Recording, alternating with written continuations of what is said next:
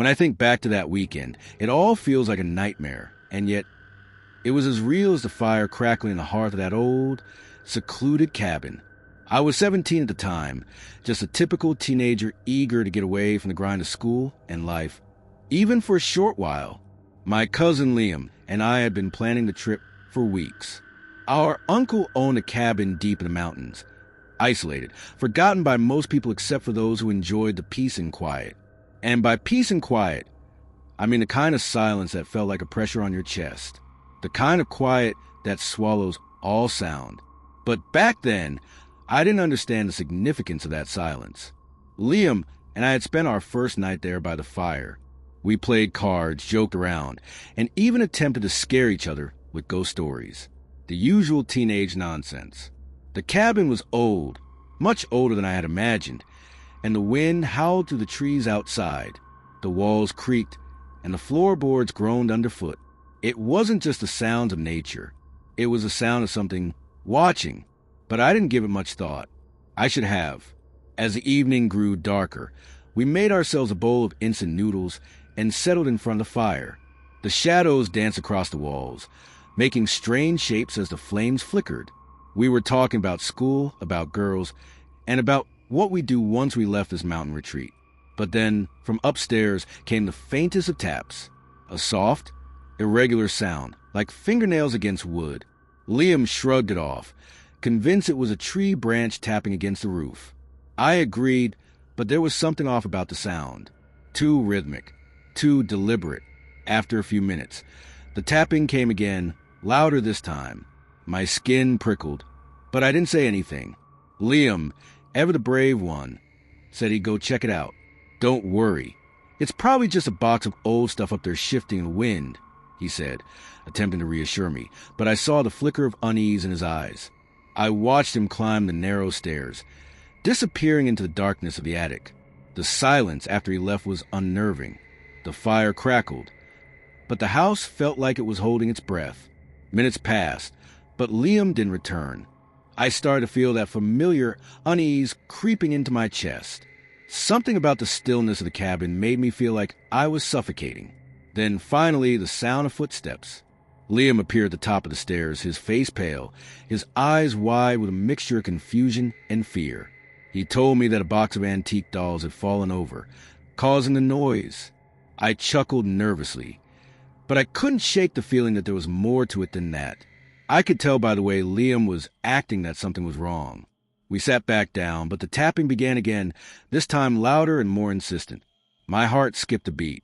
There was no way it could be the wind or the house shifting. Something was up there, something alive. I couldn't shake the idea.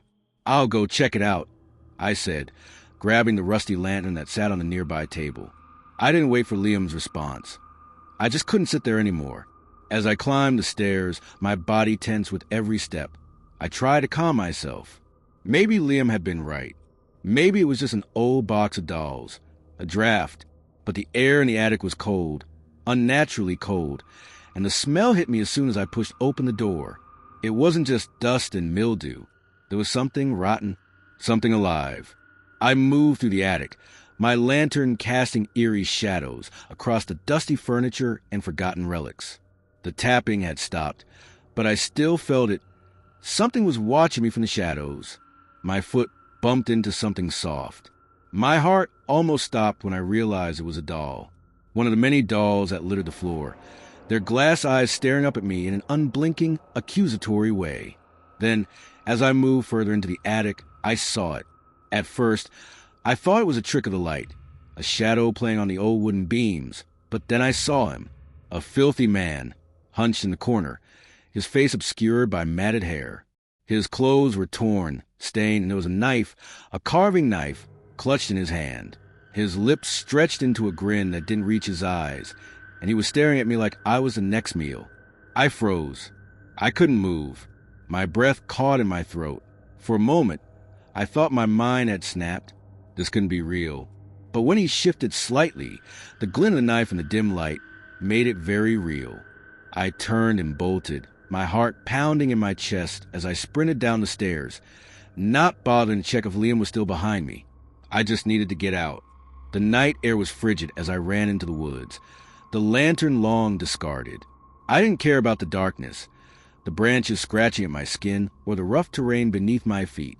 I had to get away from that cabin. I heard Liam's voice behind me, calling my name. He was with me, running beside me now, but neither of us dared look back. We ran for what felt like miles, adrenaline coursing through our veins, until we finally reached the neighbor's cabin. I pounded on the door, nearly hysterical, and when the door opened, I collapsed into the arms of a stranger. The police arrived later, after we had told them everything. They searched the cabin, and what they found was far worse than we could have imagined. Blood-stained tools scattered across the attic, a bed made from old doll parts, and a trail leading down to the basement.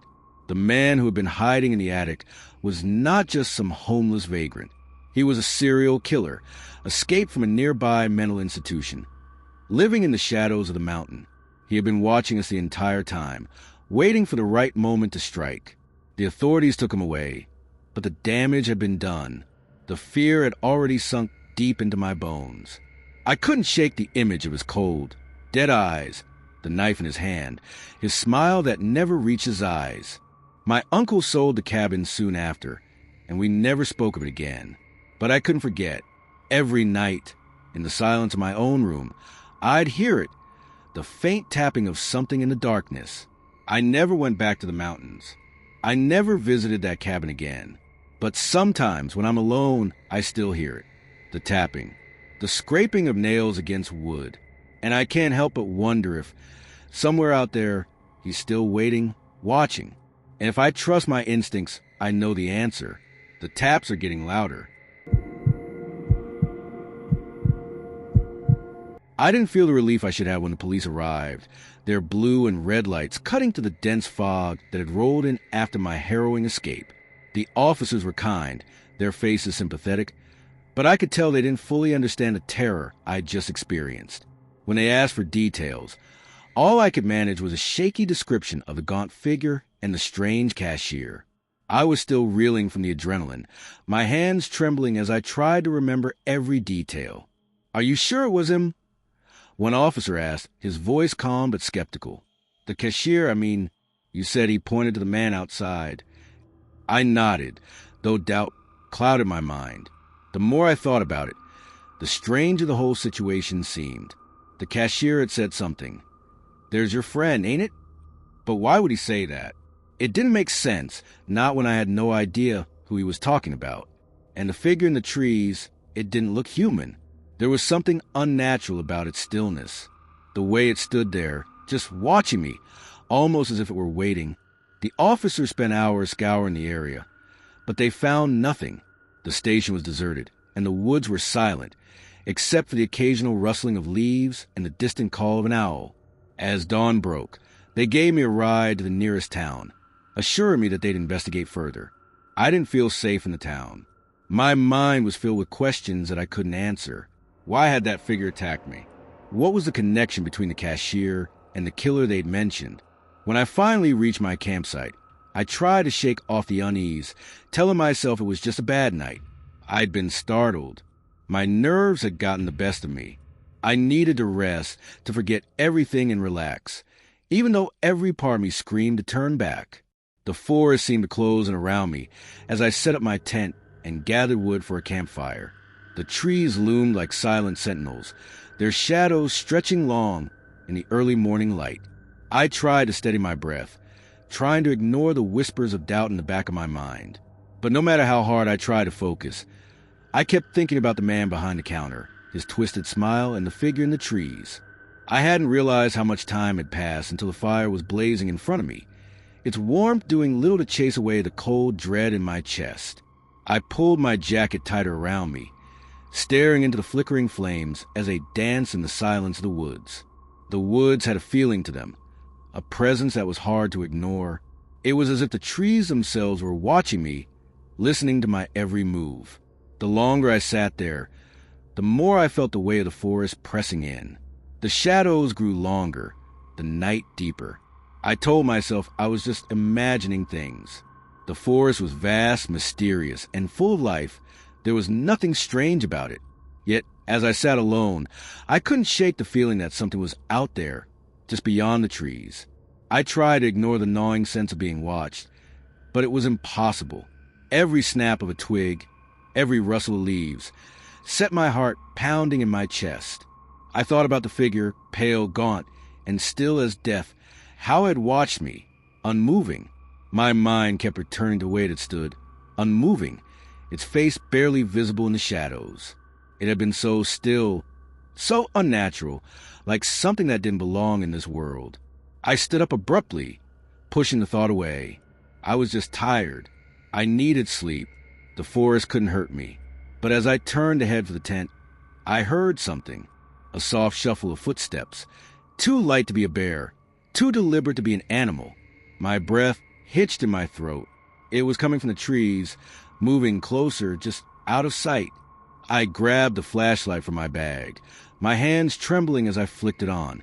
The beam cut through the darkness, illuminating the forest around me. But there was nothing, just the shadows, just the trees. I laughed nervously, trying to reassure myself. It was probably just an animal, a deer maybe, or a raccoon. But then I heard it again, a whisper, a soft voice carried on the wind. You shouldn't be here. I froze, the words freezing me in place. My heart pounded in my chest, the blood rushing in my ears.